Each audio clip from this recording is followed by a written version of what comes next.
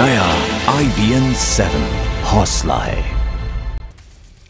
Make in India मुहिम को बढ़ावा देने और देश में निवेश आकर्षित करने के मकसद से प्रधानमंत्री नरेंद्र मोदी का 3 देशों का दौरा आज से शुरू हो रहा है।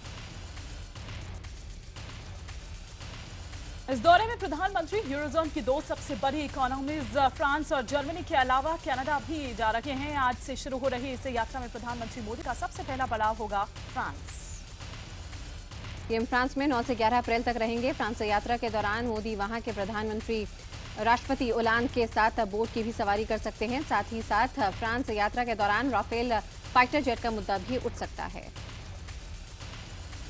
प्रधानमंत्री इसके बाद 12 से 14 अप्रैल तक जर्मनी का दौरा करेंगे। जर्मनी में Modi German chancellor Angela Merkel के साथ रविवार से हैनोवर में शुरू हो रहे ट्रेड फेयर का उद्घाटन करेंगे। प्रधानमंत्री की यात्रा का तीसरा पड़ाव होगा कनाडा, जहां पीएम मोदी 14 से 17 अप्रैल तक रहेंगे। 1973 के बाद मोदी पहले प्रधानमंत्री होंगे जो कनाडा की यात्रा कर रहा है। प्रधानमंत्री मोदी डिफेंस मैन्युफैक्चरिंग सेक्टर समेत मेक इन इंडिया प्रोग्राम में फ्रांस से बड़ा सहयोग मांगेंगे। पीएम मोदी के इस दौरे में फ्रांस और जर्मनी के साथ परमाणु रिएक्टर्स और परमाणु फ्यूल की खरीद पर भी बात हो सकती है।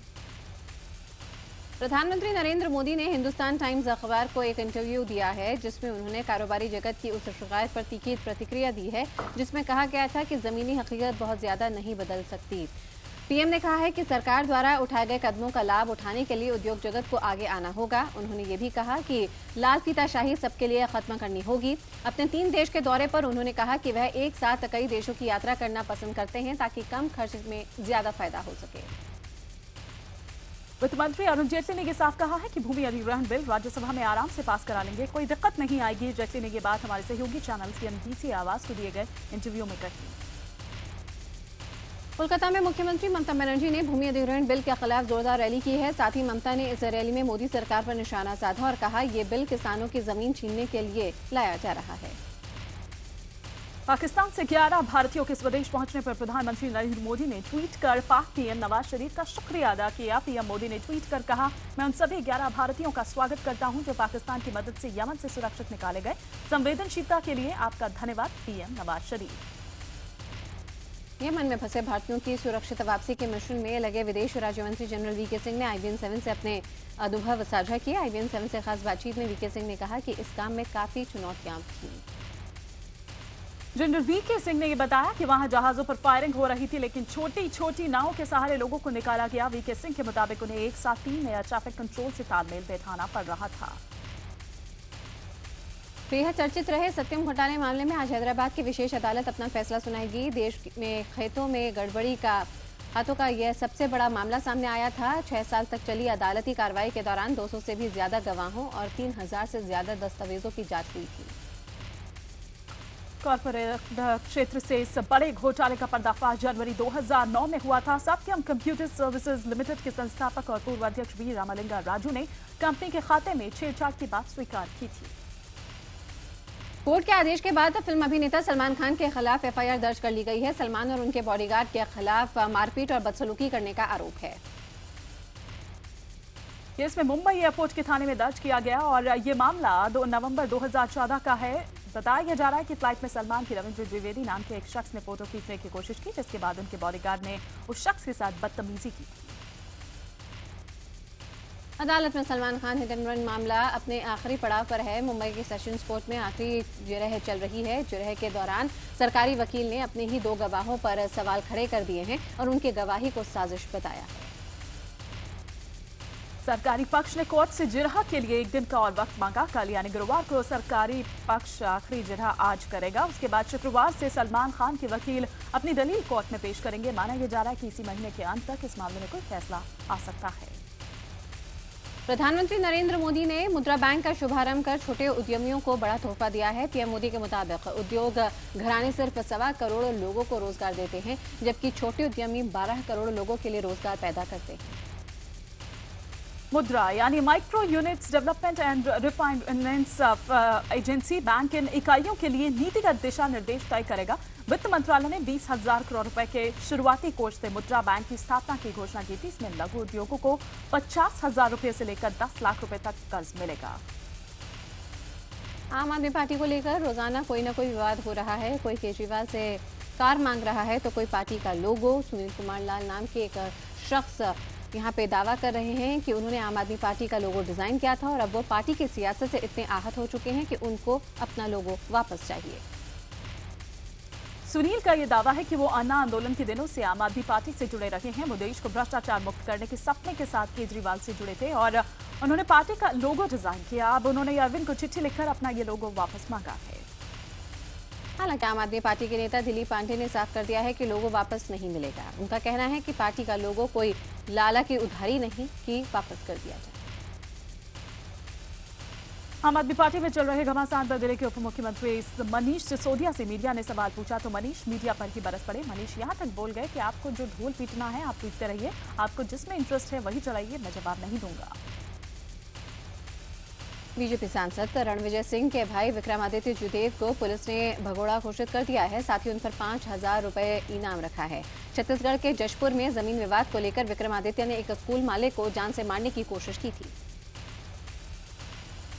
छत्तीसगढ़ पुलिस की टीमें विक्रमादित्य जयदेव को 3 राज्यों में ढूंढ रही है। विक्रमादित्य पर पहले भी लोगों को बंधक बनाने का केस दर्ज है।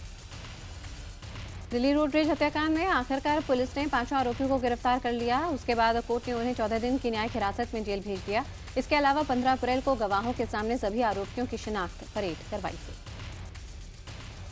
इससे पहले बुधवार को मुख्य आरोपी अमरुद्दीन उर्फ अमीन पहलवान को गिरफ्तार कर लिया गया है। बताया जा रहा है कि जिस वक्त वारदात को अंजाम दिया गया उस वक्त अमीन अपने बेटे शादाब के साथ बैठा हुआ था। पुलिस ने हत्या के वक्त इस्तेमाल की गई i20 कार को भी जब्त कर लिया है।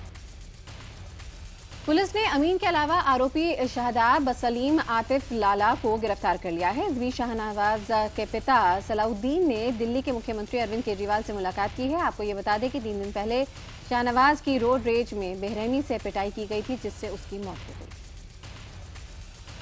दिल्ली के तुर्कमान गेट इलाके में इस रोड रेज कांड पर हो रही सियासत के बीच अब आम आदमी पार्टी ने सफाई दी है। प्रेस कॉन्फ्रेंस कर आम आदमी पार्टी नेता संजय सिंह ने कहा है कि बीजेपी और कांग्रेस आरोपियों के आम आदमी पार्टी से जुड़े होने का गलत प्रचार कर रहे हैं। पार्टी पीड़ित परिवार के साथ है। गोवा के कैमरा कांड में फैब इंडिया के एमडी और सीईओ 10 अप्रैल को क्राइम ब्रांच के सामने अपने बयान दर्ज करवाएंगे। बुधवार को फैब इंडिया के 3 और अधिकारी गोवा पहुंचे और उन्होंने बयान दर्ज करवाया। इस मामले में अब तक 14 लोगों के बयान दर्ज किए जा चुके हैं। गोवा पुलिस ने इस मामले में फैब इंडिया के बोर्ड ऑफ डायरेक्टर्स को भी समन भेजा है और माना यह जा रहा है कि वो लोग आज गोवा पहुंचकर अपना बयान दर्ज करवाएंगे। आपको बता दें कि केंद्रीय मंत्री स्मृति ईरानी ने 3 अप्रैल को खरीदारी के वक्त चेंजिंग रूम की तरफ एक कैमरे को पकड़ा था। महिलाओं के पहनावे को लेकर अपनी पत्नी के विवादित बयान का समर्थन करके गोवा के मंत्री दीपक धवलीकर भी विवाद में घिर गए हैं। गोवा के फैक्ट्री मंत्री दीपक धवलीकर के मुताबिक महिलाएं आजकल जिस तरह के कपड़े पहन रही हैं उससे बलात्कार की घटनाएं बढ़ रही हैं। दीपक की पत्नी लता ने ये कहकर विवाद पैदा कर दिया था कि बलात्कार इसलिए बढ़ रहे हैं क्योंकि महिलाएं पश्चिमी संस्कृति की नकल कर रही हैं। पत्नी की टिप्पणी पर सवाल पूछे जाने पर मंत्री दीपक ने पत्नी के बयान का समर्थन किया।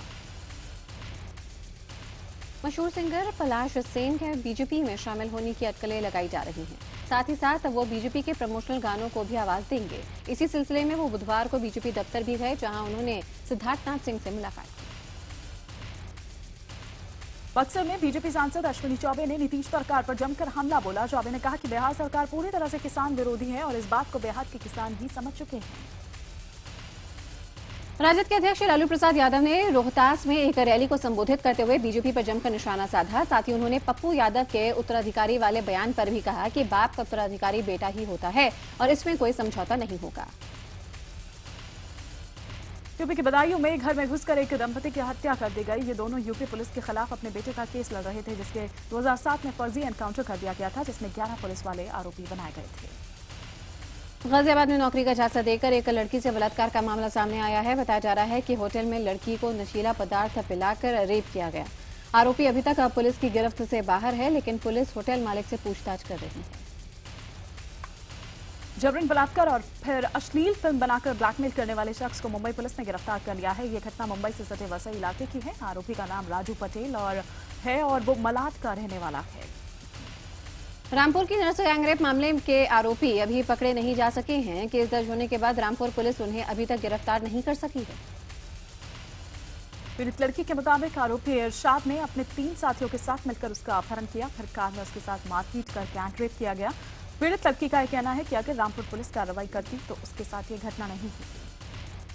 रामपुर की रहने वाली ये लड़की एक निजी अस्पताल में नर्स है। 2 अप्रैल को इसने इरशाद नाम के एक शख्स के खिलाफ पुलिस में छेड़खानी और बलात्कार की धमकी देने का मामला दर्ज कराया था, जिसका बदला लेने के लिए इस वारदात को अंजाम दिया गया। बिहार के जमुई जिले में एक ऑटो चालक की गोली मारकर हत्या कर दी गई। बताया जा रहा है कि मृतक व्यक्ति का कुछ लोगों के साथ किसी बात को लेकर झगड़ा हुआ था। उसके बाद इन लोगों ने उसे गोली मार दी। बिहार के नालंदा जिले में एक शख्स ने जमीन विवाद को लेकर अपनी भतीजी को जान से मारने की कोशिश की। बच्ची की उम्र 3 साल की है। उसे छत से फेंक दिया गया था। पुलिस ने आरोपी शख्स को गिरफ्तार कर लिया। बिहार के गोपालगंज में 16 साल की एक छात्रा के साथ गैंगरेप और हत्या का मामला सामने आया है। लड़की 6 अप्रैल से लापता थी। आरोप है कि लड़की जब घर पर अकेली थी तभी पड़ोस के 2 युवकों ने उसका अपहरण कर लिया और उसके साथ गैंगरेप किया। बाद में लड़की की गला दबाकर हत्या कर दी गई। पीड़िता पिता ने 3 लोगों के खिलाफ अपहरण की नामजद एफआईआर दर्ज कराई, लेकिन परिवार का आरोप है कि पुलिस ने लड़की की तलाश नहीं की। महाराष्ट्र में फर्जी राशन कार्ड का एक बड़ा गोरख धंधा सामने आया है। आपको ये जानकर हैरानी होगी कि बुल्ढाना जिले के खामगांव में जब्त फर्जी राशन कार्ड में प्रधानमंत्री नरेंद्र मोदी से लेकर कांग्रेस अध्यक्षा सोनिया गांधी तक के नाम के राशन कार्ड हैं। बीजेपी विधायक पांडुरंग इन फर्जी राशन कार्डों के साथ विधान परिषद पहुंचे और सीएम फडणवीस को राशन कार्ड की कॉपी सौंपी। विधायक का आरोप है कि इस तरह के फर्जी राशन कार्ड के जरिए अनाज की कालाबाजारी की जा रही है। सोनीपत में स्टेट बैंक ऑफ इंडिया के मैनेजर ने बैंक के अंदर फांसी लगाकर खुदकुशी कर ली। मैनेजर का शव पूरी रात बैंक के अंदर लटका रहा। जब सुबह बैंक खुला तब इस घटना का पता चला। पुलिस ने शव को अपने कब्जे में ले लिया है, लेकिन मैनेजर ने बैंक के अंदर ही खुदकुशी क्यों की, इसके कई सवाल उठ रहे हैं। पुलिस अब बैंक के कर्मचारी और चौकीदार से पूछताछ कर रही है।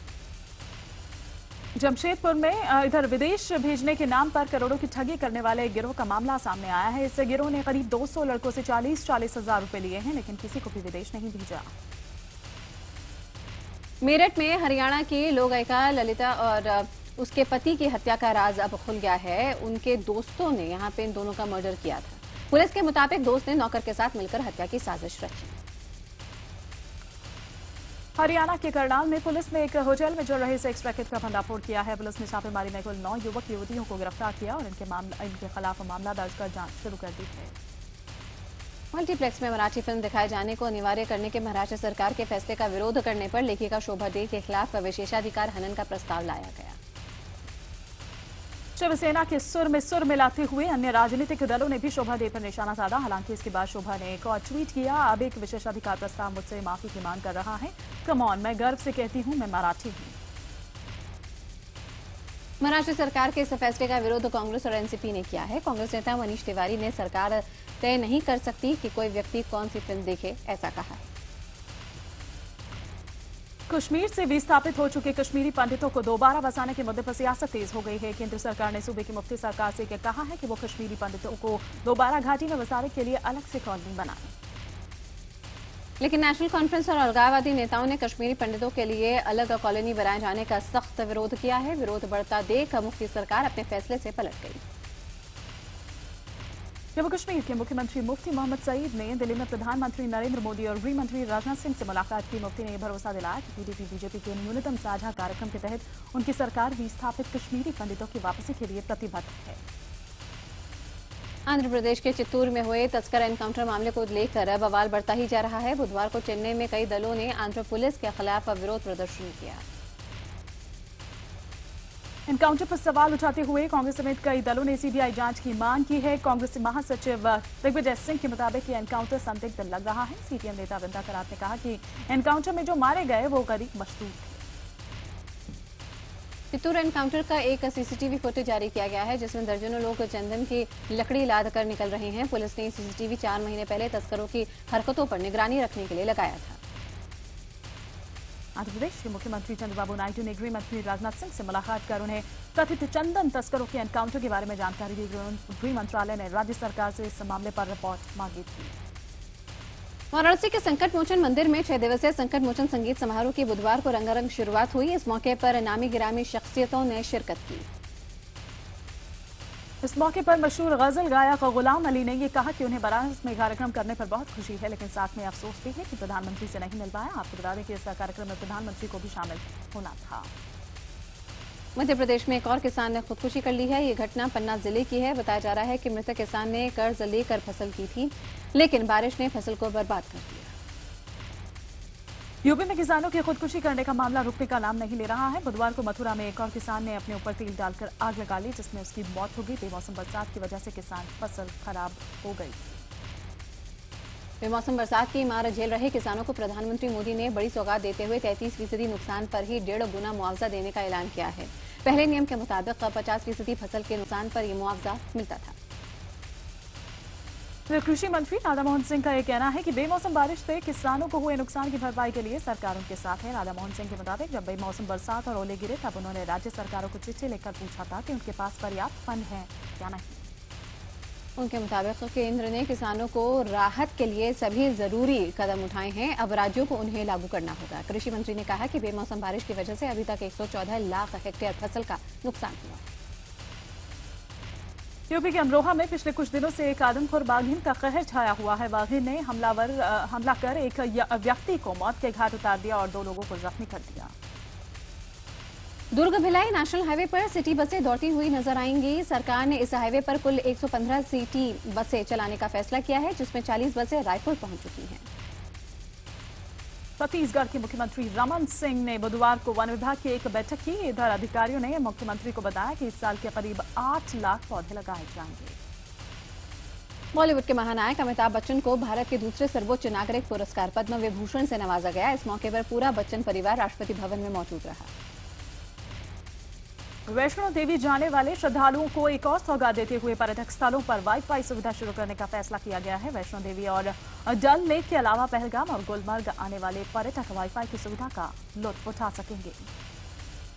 राजस्थान के जोधपुर में इन दिनों एक खास उत्सव मनाया जा रहा है, जिसमें महिलाएं अपनी सुहाग की रक्षा के लिए पुरुषों को डंडे से मारती हैं। नॉर्डिक जिनस स्कूल में बचपन से ही बच्चों को रोबोटिक्स की तकनीक सिखाई जा रही है। मशीनों से खेलते दिख रहे ये स्कूली बच्चे भले ही अभी छोटे हैं, लेकिन इनके कारनामे बेहद बड़े हैं।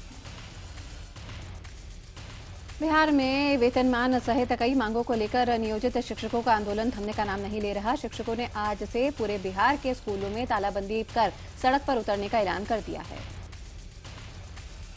मध्य प्रदेश के अमरकंटक में तेज आंधी की वजह से ट्रेन एक दुकान पर गिर पड़ी, जिसमें 5 लोग दबकर मर गए, जिसमें 3 बच्चे भी शामिल थे। जबकि दूसरे हादसे में एक कार पलट गई, जिसमें 2 लोगों की मौत हो गई। छत्तीसगढ़ में अब महिलाओं को अपनी शिकायत करने के लिए महिला आयोग के दरवाजे पर दस्तक नहीं देनी होगी, बल्कि उनके विकास खंड में ही अब महिला अदालत होगी, जहां वो अब अपनी शिकायतें कर सकेंगी।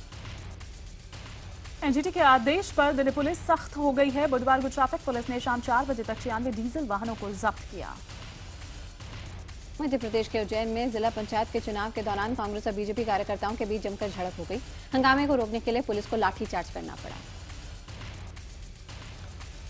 वहीं बीच बचाव करने आए एक पुलिस अधिकारी की जिला पंचायत के नए बने अध्यक्ष कांग्रेस के महेश परमार ने कॉलर पकड़ लिया। आपको बता दें कि महेश परमार ने बीजेपी विधायक दिलीप सिंह शेखावत के साथ धक्का मुक्की भी की। यमुना एक्सप्रेस वे पर आगरा से दिल्ली आ रहे ट्रक ने आग पकड़ ली। बिजली के तार से लदे ट्रक में लगी आग इतनी तेजी से फैलती हुई दिखी कि यहां पे पूरे ट्रक को उसने अपनी चपेट में ले लिया।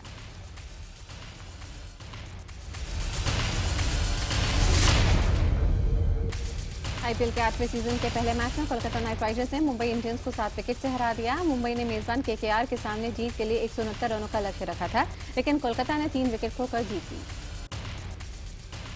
कोलकाता की ओर से कप्तान गौतम गंभीर ने शानदार अर्धशतक जड़ा। उन्होंने 43 गेंदों पर 57 रन बनाए। गंभीर ने इस पारी में 7 चौके और 1 छक्का लगाया था।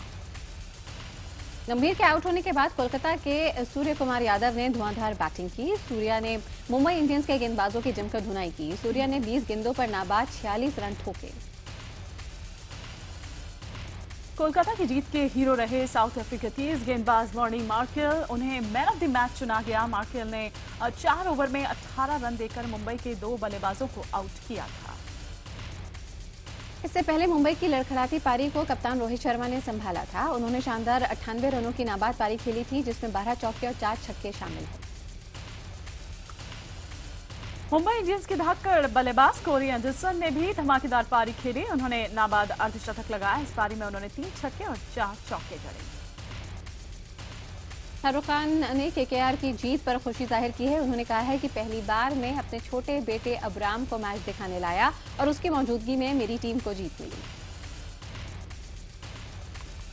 आईपीएल सीजन 8 का दूसरा मैच आज चेन्नई और दिल्ली की टीम के बीच खेला जाएगा। दोनों टीम्स के बीच ये मुकाबला रात 8 बजे से चेन्नई में खेला जाएगा। दिल्ली के टीम के सहायक कोच प्रवीण आमरे को उम्मीद है कि दिल्ली की टीम पिछले प्रदर्शन को भूलकर नई शुरुआत करेगी। टीम को इस बार युवराज सिंह और जहीर खान से बहुत उम्मीद है। राष्ट्रीय प्रोडक्शन के बैनर तले सूरज बड़जात्या के निर्देशन में बन रही हिंदी फिल्म ट्रेन रतन धन पायो की शूटिंग अंतिम दौर में है। फिल्म के कुछ दृश्य चित्तौड़गढ़ दुर्ग पर भी फिल्माए जा रहे हैं। फिल्म राम रतन धन पायो की शूटिंग के लिए अभिनेता सलमान खान और सोनम कपूर चित्तौड़गढ़ पहुंचे। सलमान और सोनम ने कुंभा महल में शूटिंग की। बॉलीवुड की अनोखी ऑन स्क्रीन जोड़ी की फहरिस्त में कैटरीना कैफ और सिद्धार्थ मल्होत्रा की जोड़ी भी शामिल हो गई है। खबर है कि दोनों फरहान अख्तर की असिस्टेंट डायरेक्टर नित्य मेहरा की अगली फिल्म में नजर आएंगे। सुनने में आया है कि 10 जून को शाहिद कपूर शादी कर रहे हैं मीरा राजपूत के साथ। पहले कहा जा रहा था कि ये शादी दिसंबर में होगी। बताया जा रहा है कि एक प्राइवेट फंक्शन होगा ये शादी समारोह। मुंबई में चल रही शाहरुख खान की एक ऐड फिल्म की शूटिंग को यूनियन वालों ने रोकने की कोशिश की। यूनियन के 50 से 60 कार्यकर्ता सेट पर पहुंच गए थे। मौके पर पुलिस के पहुंचने के बाद शूटिंग को दोबारा शुरू किया गया। एकता कपूर का dance reality show Nach Baliye और लेट हो गया है। शो अप्रैल में शुरू होना था, लेकिन अब ये शो मई के पहले हफ्ते में आएगा।